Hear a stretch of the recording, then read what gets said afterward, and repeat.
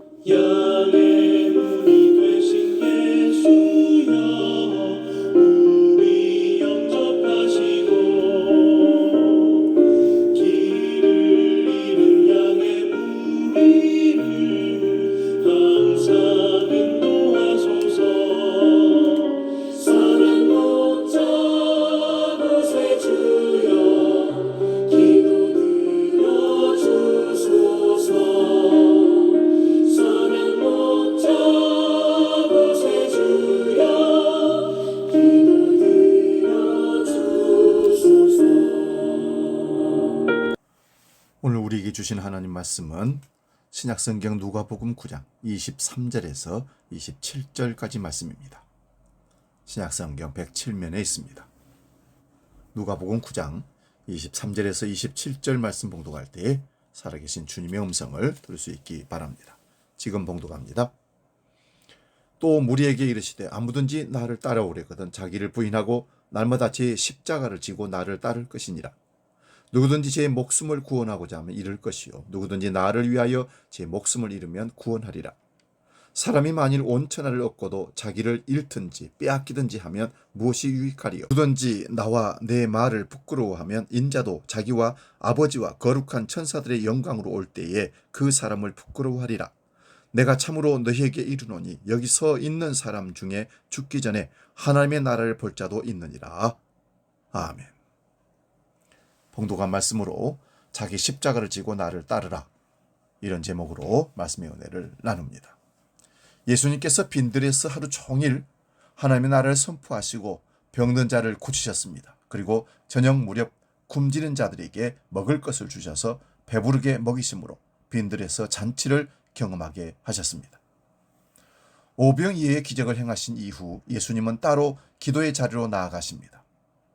제자들이 예수님과 기도의 자리에 있을 때 예수님께서 제자들에게 물어보십니다. 그 평양구절인 마가복음과 마태복음에서는 이곳을 빌립보 가이사라라고 밝히고 있습니다. 화려한 황제의 도시라고 불리는 가이사라 도시에서 사람들이 나를 누구라고 하더냐라고 물으셨습니다. 제자들은 예수님의 질문에 사람들이 예수님에 대해서 세례 요한이라 하고 더러는 엘리야라, 더러는 옛 선지자 중에 한 사람이 살아났다라고 말하기도 한다고 답변을 합니다. 그러자 예수님은 제자들에게 너희는 나를 누구라고 하느냐라고 물으셨습니다. 이때 베드로가 하나님의 그리스도라고 대답합니다. 그 평행 복문인 마가복음에서는 주는 그리스도시니이다, 마태복음에서는 주는 그리스도시요 살아계신 하나님의 아들이시니다라고 기록하고 있습니다. 누가복음에서는 하나님의라는 소유격을 첨가하여 하나님과의 관계를 강조하고 있습니다. 누가복음에서 하나님의 그리스도라고 표현한 데는 그만한 이유가 있습니다. 당시 사람들은 하나님이 약속하신 메시아가 오기를 기다리고 있었습니다. 그런데 그들이 기대하는 그리스도는 왜곡되고 사람의 욕구가 투영된 그런 그리스도였습니다. 즉 강력한 왕권을 가지고 이 땅에 와서 약한 자 이스라엘 백성들을 구하는 그런 메시아를 기다렸던 것입니다. 그들이 생각하는 그리스도는 로마의 압제에서 강력한 힘으로 자기 민족을 구원해 줄 사람이었습니다. 그러나 하나님의 그리스도는 그들의 생각과는 전혀 다른 방법으로 이스라엘을 구원하실 것입니다. 그래서 예수님은 제자들에게 곧바로 경고하십니다. 어떤 이유로도 그리스도가 왜곡되어서는 안 됐기 때문입니다. 베드로의 하나님의 그리스도이시오라는 이 답변은 헤롯이 제기한 이 사람이 누군가라는 질문에 직접적인 답변을 주고 있습니다. 예수님께서는 베드로의 답변을 들으신 후에 곧바로 아무에게도 이르지 말라라고 경고하십니다. 그리고 예수님께서는 처음으로 순환받으실 것을 예고하십니다. 고난은 하나님께서 뜻하신 구원의 길입니다. 이스라엘을 구원하기 위해서는 반드시 많은 고난을 받고 종교 지도자들에게 거절당하고 마침내 죽임을 당해야 한다는 것입니다. 그리고 3일 뒤에 살아나시는 것도 하나님의 계획이기 때문에 반드시 이루어질 일입니다. 하나님이 택하신 백성들이 하나님의 그리스도를 죽이지만 하나님께서는 그 아들을 3일 만에 죽은 자들 가운데서 다시 살리시는 겁니다. 하나님이 고난을 예고하시면서 사용하신 단어가 고난, 버림, 죽음입니다.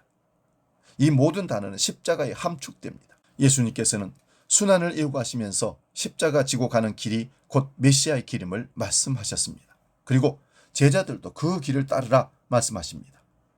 먼저 제자들은 자신을 부인하고 자기 십자가를 지고 주님을 따라야 합니다. 자신을 부인한다는 것은 자신의 의의를 버리고 오직 하나님의 뜻에 따라야 한다는 것입니다. 제자들은 각자가 짊어져야 할 십자가가 있습니다. 당시 십자가형을 당하는 죄수들은 사형 집행 장소까지 자신이 달릴 십자가를 직접 짊어지고 가야 했습니다. 각자의 십자가를 날마다 지고 간다는 것은 제자들의 일생이 십자가의 삶이 되어야 한다는 것입니다. 십자가는 거절과 고난과 죽임을 당하는 것이므로 제자들의 일상은 거절과 고난과 죽임이 상존한다는 의미입니다. 따라서 제자의 삶은 예수님을 위해서 죽음으로 향해 가는 것입니다. 스스로 목숨을 건지려 한다면 십자가의 길을 걸을 수 없습니다. 자신의 목숨을 내어놓고 십자가를 지고 죽음으로 향해 갈 때 영원한 생명을 누리게 되는 것입니다. 십자가를 지고 간다는 것은 곧 주님의 뒤를 따른다는 것입니다. 그가 걷는 길이 예수님의 영광을 위한 삶이 된다는 것입니다. 예수님과 무관한 삶은 소멸되는 먼지와 같습니다. 아무리 많은 재물이 있어도 소멸되는 생명을 막을 수는 없습니다.